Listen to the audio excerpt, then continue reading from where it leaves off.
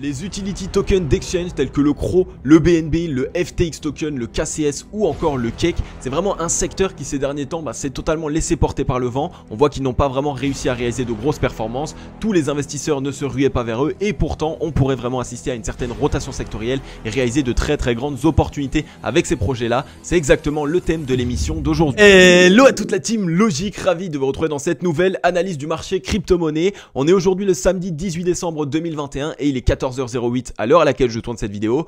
Alors comme vous l'avez entendu en introduction de vidéo les amis, vous l'avez vu, aujourd'hui on va faire une émission un petit peu spéciale sur laquelle on va totalement se baser sur peut-être une certaine rotation sectorielle. Attention, ce n'est que mon avis, vous le savez, je ne suis pas conseiller financier. Le but évidemment est de faire vos propres analyses, mais je pense réellement qu'on doit mettre notre curseur sur les tokens utility tokens d'exchange puisque c'est vraiment eux qui dorment depuis un certain temps et pourtant en première phase de bull run, on l'a bien vu par exemple entre décembre et janvier 2021, c'est eux qui ont réalisé les meilleures performances. On voit qu'on a un Bitcoin avec moins 1,54%, il est ici aux 46 500 $, mais en réalité on est déjà de retour aux 47 000 et il est en train de se mettre dans une disposition pour essayer de repartir à la hausse. Il est allé chercher vraiment les bas-fonds de notre niveau de support, donc on voit le but c'est de créer de la peur, de créer du flou et c'est une très bonne nouvelle. Pourquoi? Simplement parce que je vous l'ai expliqué hier, il ne faut pas que le Bitcoin vienne casser des niveaux de résistance lors du week-end parce que ça pourrait être malheureusement des fake-out. Donc en réalité c'est une bonne news et je pense même que demain et voire même sur la semaine prochaine, on risque d'avoir ici une très belle reprise haussière de la part du Bitcoin. Autrement, sur la majorité du top 30, on a certains projets ici qui se démarquent. On a Avalanche avec 8,57% à la hausse.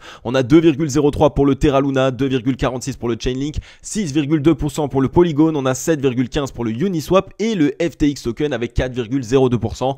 On va aller voir maintenant ce qu'il se passe ensemble sur le Bitcoin puisque c'est lui qui va faire le marché crypto-monnaie. Donc c'est lui évidemment sur lequel il faut absolument qu'on se base. Et dans une deuxième partie, on va aller voir ensemble les utility tokens d'exchange. Ça pourrait vraiment être le secteur qui réalise les meilleures opportunités ces prochains temps. On est ici sur le Scalpex Index, un crypto fear and greed dans la peur 24. Donc une fois de plus, on a toujours ce sentiment de marché qui est dans la peur. On le voit sur Twitter, donc sur les réseaux sociaux, YouTube, etc.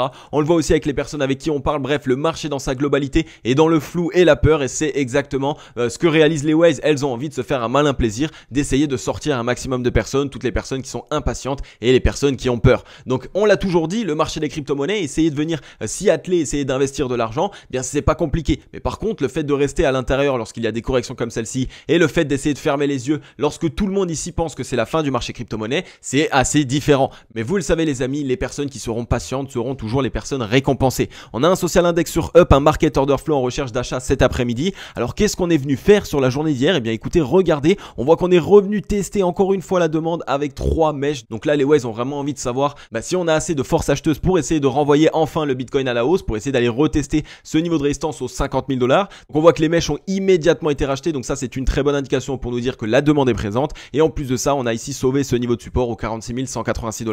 Donc le but maintenant ça va être d'essayer de mettre en place une structure de retournement haussière, enfin un certain double bottom et essayer d'aller chercher les niveaux de 50 000 $.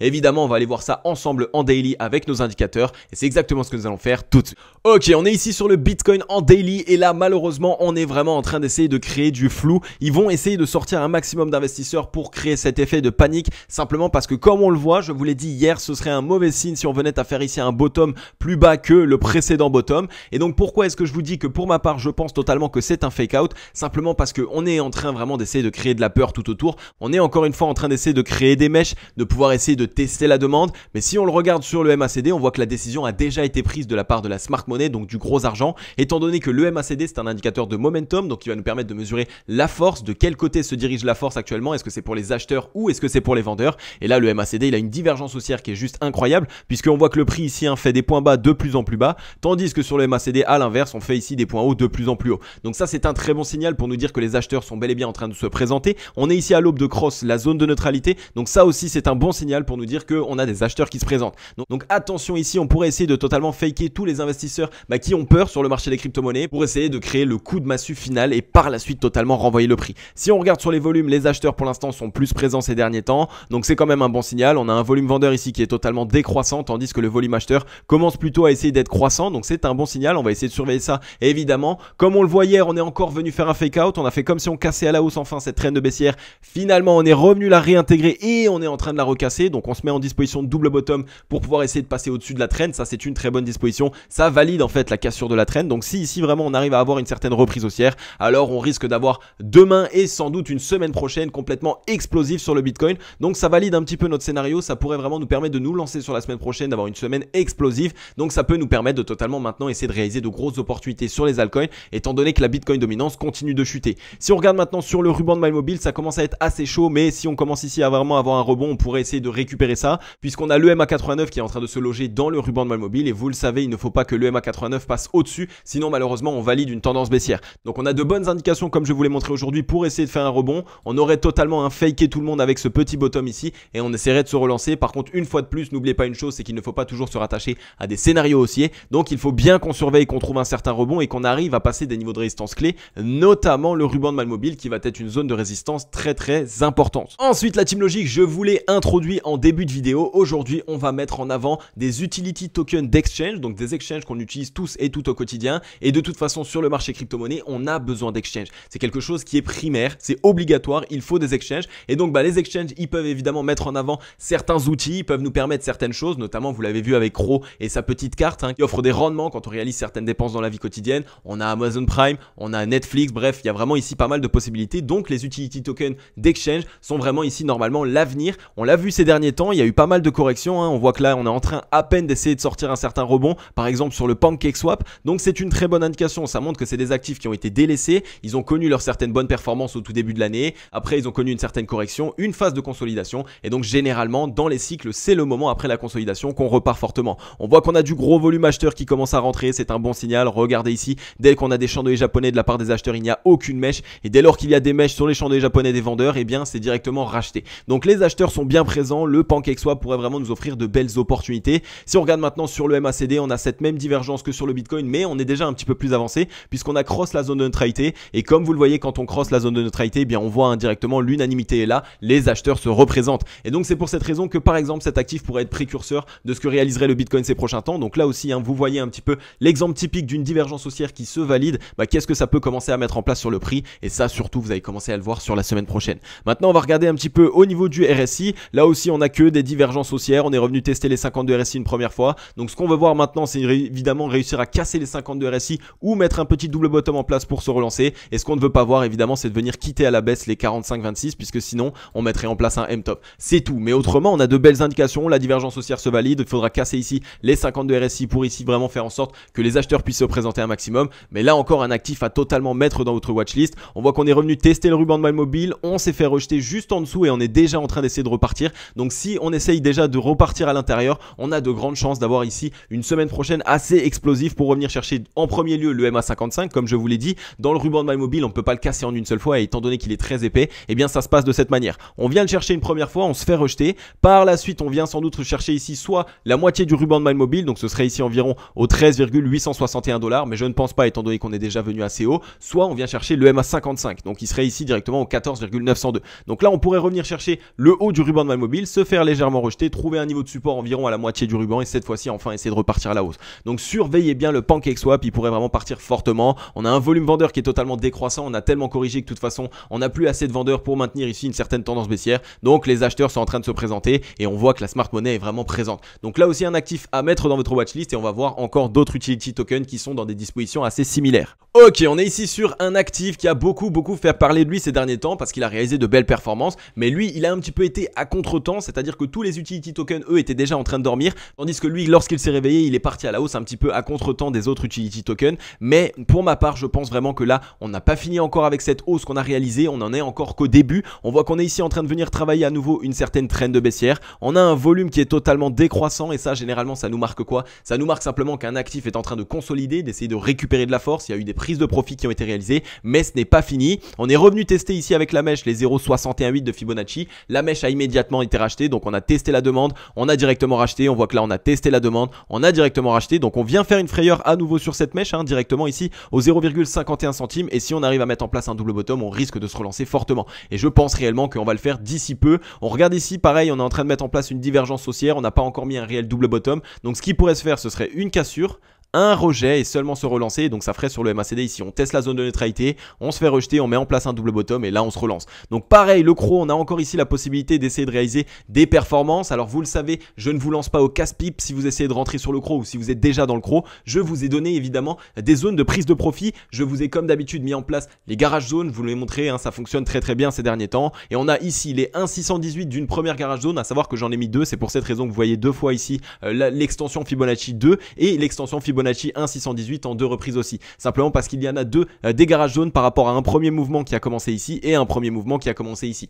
Donc on a une première zone de prise de profit qui serait ici au 1,38 centimes. N'oubliez pas une chose, c'est que c'est pas des prises de profit de la part de personnes comme vous et moi. Non, on parle ici de grosses prises de profit par des robots de trading et des fonds de gestion, donc des personnes qui ont beaucoup d'argent. Et donc de cette manière, ça pourrait, attention ici, commencer à ralentir le prix. Ensuite, on a la deuxième zone au 1,618 ici au 1,46 centimes. Et ensuite, si jamais on arrive un petit peu à faire des folies, on a les 1,63 $ et ici les 1,77 $. Donc attention quand même sur le CRO. Je sais qu'il y en a beaucoup d'entre vous qui ont hodlé ce projet, qui sont sur le long terme sur ce projet. Donc surveillez bien quand même cette zone. Ça pourrait être ici une première zone de ralentissement. Et je vous rappelle que regardez ici, on a réalisé déjà une grosse performance. On est sur 437% de hausse. Donc on peut encore essayer de partir à la hausse. Hein. On a vu des projets faire bien plus. Le CRO est toujours de toute façon fondamentalement très bon. Il est toujours en train d'essayer de s'instaurer sur le marché des crypto-monnaies. Mais attention tout de même, pensez à vous payer. Hein. C'est vraiment quelque chose qui est primordial. Et si on regarde sur le ruban, on a latéralisé dans le ruban. On est revenu tester ici le MA55. Donc la dernière moyenne mobile du ruban après le MA89 évidemment. Et de cette manière, on devrait pouvoir se relancer. Donc il y a tout ce qu'il faut là aussi sur le CRO pour tout le monde. Hein. Toutes les personnes qui ne savaient pas quand rentrer dans le CRO,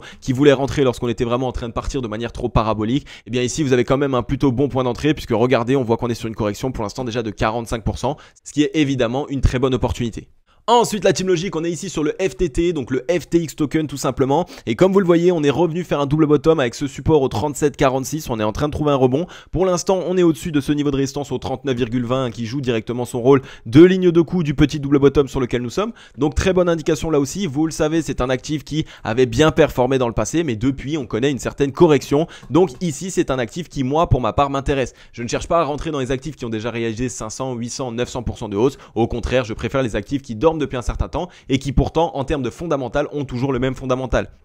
Donc cet actif de toute façon va toujours continuellement être recherché. On voit qu'on est revenu ici dans cette zone de rechargement acheteuse long terme. Donc déjà ça nous montre ici qu'on n'investit pas au pire des moments. Et en plus de ça on voit qu'on a déjà testé la demande. Les mèches ont été rachetées donc les acheteurs sont présents. Donc on a vraiment ici une réaction qui commence à se faire sur ce niveau de support. Si on regarde maintenant sur le MACD, pareil, divergence haussière. On est à l'aube ici de cross de la zone de neutralité et la ligne de coup. Donc là pareil, hein, accélération haussière imminente qui pourrait arriver. Si on regarde sur les volumes, regardez ici le volume totalement décroissant. Ça fait ici quasiment depuis le 9 septembre 2021 qu'on n'a plus beaucoup de volume, donc on a eu largement le temps ici de commencer à dégonfler sur cet actif et donc de pouvoir totalement essayer de récupérer des acheteurs. On voit qu'on a une traîne ici qui nous maintient à la baisse depuis le 9 septembre 2021, donc attention lorsqu'on va venir à son contact, évidemment il va falloir essayer de la casser à la hausse. Hein. C'est quand même des zones de résistance qu'il faut absolument essayer de surveiller. On voit qu'on a toujours une divergence haussière et que pour l'instant on met en place un double bottom, donc il y a tout ce qu'il faut pour essayer de se relancer. On devrait normalement prochainement essayer de retester les 52 RSI. Attention au petit niveau de résistance ici au 45,78. Mais là pareil, le FTX token a vraiment bien soufflé. La demande est bien présente,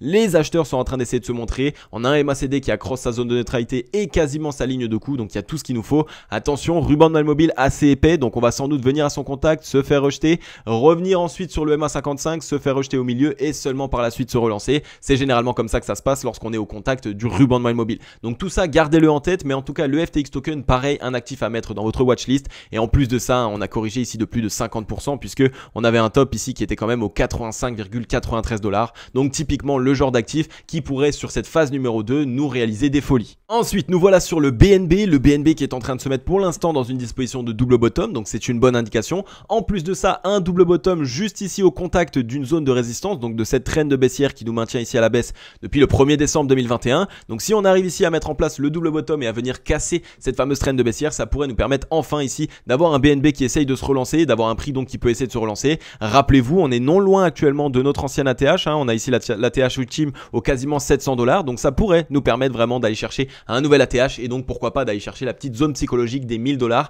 Attention, n'oubliez pas une chose, c'est qu'il va y avoir des prises de profit avant les 1000 $.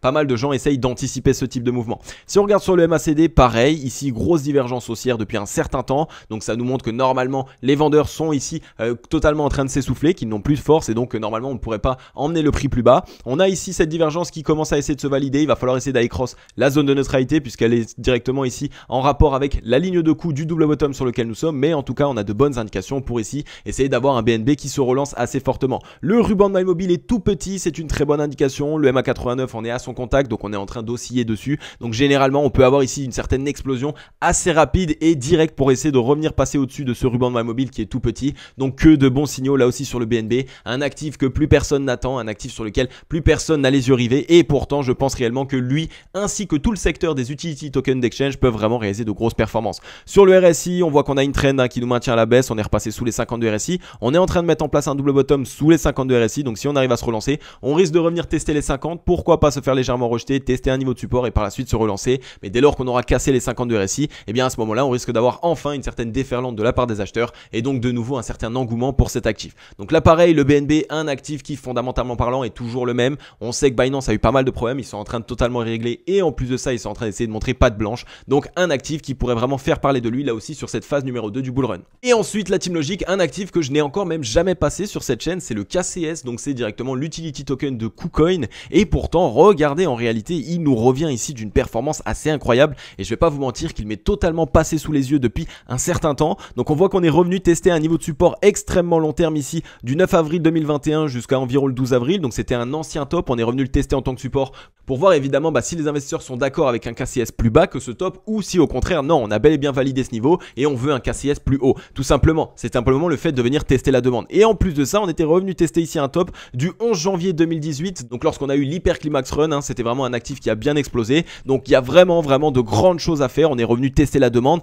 est bien présente. Regardez, dès lors qu'on offre des mèches ici, on voit que les investisseurs sont immédiatement ici, donc que de belles indications. Et si on regarde la manière dont on se met en place actuellement en daily, on voit qu'on a eu ici cette petite correction, évidemment Papa Bitcoin a fait des siennes, on est en train de mettre en place ici un double bottom, on est revenu tester ce niveau de support au 21,05, donc là il y a vraiment normalement tout ce qu'il nous faut pour essayer de nous relancer et d'essayer de partir à la hausse. On voit qu'en termes de volume vendeur, on a eu un volume qui est totalement décroissant, donc là aussi très bonne indication pour nous dire que les acheteurs peuvent essayer de reprendre la main ces prochains temps. On a une très belle divergence haussière là aussi, à l'aube de venir cross la zone de neutralité. Attention, cet actif est un petit peu moins avancé, on a des chances ici d'abord de faire une deuxième grande jambe baissière avant de pouvoir se relancer totalement en double bottom. Donc on va bien surveiller ce qu'il se passe sur le KCS, mais de toute façon il a déjà bien réalisé de grosses performances ces derniers temps. On voit que voilà, on avait eu ici cette petite phase de consolidation, on est parti ici à la hausse, donc il est tout à fait normal que sur cet actif on risque d'avoir une consolidation un petit peu plus longue que sur les actifs que je vous ai présentés tout à l'heure, mais on reste ici sur des bonnes zones d'accumulation qui peuvent nous permettre de nous positionner au mieux sur certains actifs. Si on regarde maintenant sur le RSI, on est revenu tester les 52 RSI, on a mis en place un double bottom sur un niveau de support long terme ici au 40,05, donc à surveiller. Si on arrive à casser les 52 RSI, alors à ce moment là on risque d'avoir une belle reprise haussière. Si on se fait rejeter, eh bien on peut simplement consolider en dessous avant d'essayer de se relancer. Donc là pareil, 52 RSI, zone à surveiller, zone fatidique sur cet actif, mais pour ma part vraiment c'est un actif sur lequel j'essaye de me positionner de plus en plus. On voit que là on est revenu tester le ruban de MyMobile, on est rentré à l'intérieur, on est venu tester la borne haute, donc le MA21. En plus de ça, on a fait une petite ici retest simplement de le MA55, on est en train de trouver un rebond, donc là ça pourrait vraiment nous permettre d'avoir un beau double bottom. Et si on repasse au-dessus du ruban, alors les amis, vraiment c'est un actif qui va pouvoir sans doute aller chercher un nouvel ATH, puisqu'on a ici un ATH directement au 28,793 centimes de dollars. Donc là aussi à surveiller cet actif, on n'a pas encore passé sur la chaîne, mais c'est un actif sur lequel je me positionne de plus en plus. Ensuite la team logique, petit bonus, je sais que vous aimez quand je vous mets en avant des projets dans lesquels je suis en train de mettre le nez ces derniers temps, donc des projets sur lesquels je bosse, que je trouve assez intéressants en termes d'infrastructure, en termes de blockchain, en termes de technologie, bref, en termes de projet dans sa globalité. On est aujourd'hui sur Omnia Protocol, qui est un protocole d'infrastructure décentralisée permettant d'accéder en toute sécurité à la blockchain, de sorte qu'aucun point de défaillance ne puisse venir perturber les portefeuilles qui y sont positionnés actuellement ou aussi les applications décentralisées qui sont sur cette blockchain. En bref, pour les personnes qui n'ont rien compris et qui se disent que c'est du charabia, Omnia Protocol vise simplement à rendre les blockchains décentralisées comme nous les connaissons habituellement encore plus décentralisées, parce qu'il est vrai qu'aujourd'hui il y a un problème majeur qui se pose sur les blockchains dites décentralisées, c'est que évidemment il y a une certaine décentralisation, mais la majorité des personnes qui détiennent le plus de nœuds sur les plus grosses blockchains, que vous pouvez regarder sur Ethereum, sur Solana, même sur le Tezos ou quoi que ce soit, c'est la plupart du temps les mêmes fonds de gestion, c'est la plupart du temps les mêmes personnes, les mêmes portefeuilles qui détiennent de grandes parts de responsabilité sur ces blockchains là, et donc on on peut évidemment à un moment se poser la question sur est-ce qu'on est réellement décentralisé ou est-ce que simplement ils peuvent pas tous se passer le mot et essayer de faire rentrer des données qui sont corrompues ou des données qui malheureusement peuvent être totalement mauvaises pour nous utilisateurs de ces blockchains. Pour faire en sorte justement qu'il n'y ait plus cette centralisation, j'ai envie de dire, de la blockchain, eh bien ils vont pallier à ça en simplement permettant à tout le monde d'obtenir des récompenses en hébergeant et en maintenant un nœud sur une blockchain spécifique. Ce qui veut dire tout simplement, et j'aime bien aussi essayer de vous le montrer en une seule phrase,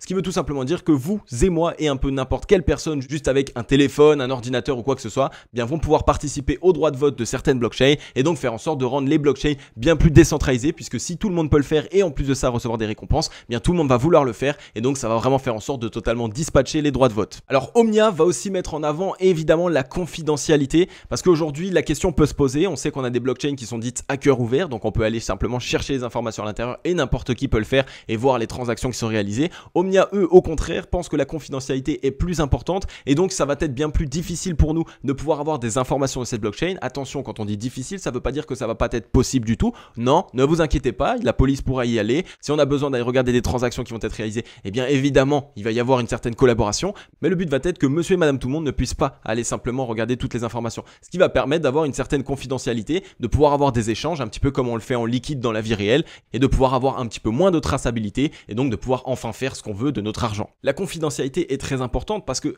il suffit d'une seule faille pour faire en sorte malheureusement que toute la confidentialité périsse. Par exemple, imaginons qu'on réalise une transaction et qu'il y a la fuite de notre adresse IP. Donc si moi je vous envoie de l'argent et qu'il y a la fuite de mon adresse IP, eh bien n'importe quelle personne peut savoir qui a envoyé l'argent, à quelle adresse est-ce que ça a été destiné, quel est mon nom, quel est mon prénom, limite ils peuvent même avoir mes accès bancaires, ils peuvent avoir vraiment énormément de choses grâce à mon adresse IP puisqu'ils vont connaître du coup le réseau sur lequel je suis actuellement et ils vont pouvoir essayer de réaliser de mauvaises choses. Donc là aussi c'est vraiment la confidentialité, techniquement c'est aussi lié à la sécurité, c'est-à-dire que ce n'est pas qu'une histoire de données, ce n'est pas qu'une histoire de montrer qui a réalisé certaines transactions, c'est aussi pour la sécurité même des personnes qui vont faire des échanges. Si on y réfléchit, c'est tout à fait logique et on le sait, de toute façon malheureusement aujourd'hui on est tous menacés parce que nos informations elles circulent totalement librement sur internet, on n'est même pas au courant de toutes les informations sur nous qui sont en train de circuler et qui sont vendues au quotidien et concrètement ça représente une menace. Alors Omnia Protocol, pour essayer de pallier à ça et pallier à toutes ces failles, ils ne vont pas être centralisés sur un seul réseau, sur un seul nœud, non, au contraire, ils vont essayer d'avoir des nœuds un petit peu partout, c'est la raison pour laquelle justement monsieur et madame tout le monde vont pouvoir essayer de se connecter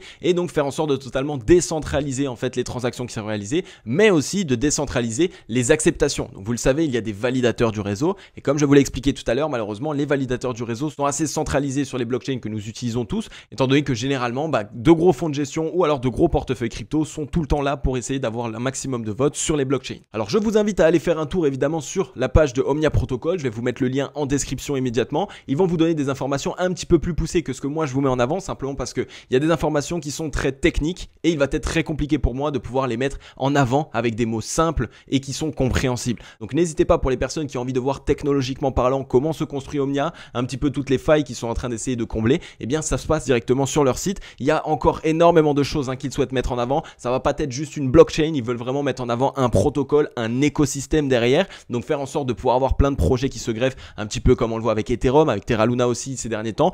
Donc n'hésitez pas à jeter un œil du côté de ce projet. Ils ont leur ICO qui démarre dans pas longtemps, peut-être même qu'elle a déjà démarré, j'ai plus exactement la date en tête. Donc n'hésitez pas vraiment, vous le savez, moi j'aime bien vous mettre en avant des projets qui sont dans de belles dispositions. Par contre derrière, vous devez absolument faire vos travaux et donc aller voir si évidemment la sécurité derrière est bonne, si tout se passe bien. Donc si vous avez kiffé un petit peu ce projet, s'il vous donne envie d'en savoir un petit peu plus, n'hésitez pas à me le faire savoir en commentaire. Une fois de plus, ça me fait toujours plaisir de voir les projets qui peuvent vous intéresser. Je sais que vous aimez bien dès lors que ça offre des opportunités et que c'est des projets qui viennent de se lancer mais qui sont vraiment en train d'essayer de répondre à un point crucial du marché crypto. Et là, je vous ai sans doute dégoté une certaine pépite. Et ensuite, la team logique, non, je ne vais pas en finir là. Je vais vous passer une petite news puisque j'ai pas pu le faire hier malheureusement. On a NYDIG qui lève 1 milliard de dollars pour accélérer l'adoption du Bitcoin auprès des investisseurs institutionnels. Donc le New York Digital Investment Group a levé 1 milliard de dollars après un nouveau tour de table. Grâce aux fonds récoltés, la plateforme souhaite accélérer l'adoption du Bitcoin auprès des investisseurs institutionnels. Il s'agit d'une opération record pour le secteur des cryptoactifs. Donc on voit vraiment que tout ce qui est fonds de gestion, tout ce qui est institutions financières, en fait veulent totalement tirer profit maintenant du marché crypto-monnaie et ils l'ont compris, ils ont bien compris et c'est pour cette raison que je vous dis qu'on est vraiment en train de créer du flou et qu'on est en train d'essayer de faire sortir tous les investisseurs débutants. C'est pour pouvoir permettre aux institutionnels de pouvoir rentrer sur le marché. Et il y en a beaucoup qui se sont gavés, qui sont rentrés sur le marché. On l'a vu dans les données on-chain, dans les données fondamentales sur cette correction. Il y a énormément de personnes qui à la base détenaient 100 bitcoins et qui sur cette correction maintenant sont à plus de 1000 bitcoins. Donc on parle de 900 bitcoins d'accumulation sur cette correction. Donc là il y a des personnes qui sont en train de totalement racheter la peur du marché crypto-monnaie dans sa globalité, et c'est pour cette raison qu'on a vraiment des chances de ne pas en arrêter là et au contraire de vraiment repartir à la hausse. Donc on est sur quelque chose qui est assez dingue. On a sans doute énormément de fonds qui sont mis en avant. Moi ce que je vous répète, c'est peut-être ma théorie, peut-être que je me trompe, peut-être que je me trompe pas, mais je pense qu'il y a une réelle pression vendeuse qui est exprès mise en place sur le marché des crypto-monnaies, et dès lors que cette pression vendeuse va être levée, dès lors que ce voile va être enlevé, on risque d'avoir ici un bitcoin et sans doute un marché crypto-monnaie dans sa globalité qui part comme un champagne. Donc on va vraiment falloir qu'on surveille bien ce qu'il se passe, mais le fait ici d'avoir ce type de news, qu'on fasse des levées de fonds juste pour montrer et mettre en avant le bitcoin et dire que ça peut être un très bon outil institutionnel, ça montre réellement qu'il y a de grandes possibilités ici pour les fonds de gestion de réaliser de l'argent. Et vous le savez, dès lors qu'il y a la possibilité de réaliser de l'argent, tout ce qui touche au milieu de la finance, ils sont directement là, ils ont le nez et ils sont directement le nez dans le projet. Ok la team logique, j'en ai fini avec cette émission. J'espère comme d'habitude qu'elle vous aura permis de mieux comprendre ce qu'il se passe sur le bitcoin ainsi que sur le marché crypto-monnaie dans sa globalité. Je sais qu'en ce moment il y en a énormément qui ont peur, vous êtes vraiment frileux et je le vois dans les commentaires, dans les likes, les messages sur Insta, les mails, bref partout. En tout cas, n'oubliez pas une chose, c'est que les données fondamentales sont toujours les mêmes. On a toujours ici tout qui pointe vers une direction qui est haussière, étant donné qu'on a les whales, donc la smart money, le gros argent, les personnes qui sont les makers du marché et non pas les takers justement. Et bien ces personnes-là sont encore en train d'accumuler, elles sont encore en train de racheter les niveaux sur lesquels nous sommes, et ça c'est un très bon signal. Aujourd'hui je vous ai fait une petite émission spéciale pour vous faire plaisir, donc je vous ai mis en avant le secteur qui pour moi pourrait vraiment nous offrir les meilleures opportunités ces prochains temps. Vous le savez, le marché crypto-monnaie, les altcoins fonctionnent par cycle. Il y a des secteurs, donc des rotations sectorielles un petit peu comme en bourse, et je pense réellement ici que les utility tokens d'exchange peuvent vraiment être ici ce secteur qui bénéficie vraiment ces prochains temps d'un maximum de liquidité. Donc n'oubliez pas une chose, c'est que je ne suis pas conseiller financier, faites vos propres recherches, mais en tout cas si ça vous a fait plaisir, si cette émission vous a permis un petit peu de rattraper celle d'hier, n'hésitez pas les amis à vraiment me le faire comprendre dans les commentaires et dans les likes, ça fait vraiment super plaisir. Alors je vous l'ai dit, mon ordi est en train de rendre l'âme, je suis désolé même là pour la qualité de fin, c'est vraiment pas beau, je m'excuse, pendant quelques jours le temps que j'arrive à trouver des solutions à tout ça, eh bien il va y avoir peut-être des fois des petits problèmes de qualité, mais ne vous inquiétez pas, je reviens une fois de plus avec du nouveau matos prochainement, vous le savez, et ça arrive très prochainement. Plein de choses arrivent prochainement les amis, beaucoup de concours, vous allez voir, vous allez être vraiment extrêmement gâtés, et pour cette raison vous devez me rejoindre sur Twitter et sur Instagram parce que c'est sur ces réseaux sociaux là que ça va se passer. Donc les liens sont en description, rejoignez la grande team logique sur Twitter, je vous partage un max d'infos privilégiées, et sur Insta c'est la même chose et je vous mets même en avant des projets entrepreneuriaux que je lance à côté. Donc n'hésitez pas les amis, rejoignez-moi sur les réseaux sociaux, et pour ma part comme d'habitude je vais vous dire à demain, je vais vous souhaiter à tous et à toutes une agréable journée ou une agréable soirée. C'était Cryptologique, ciao bye bye.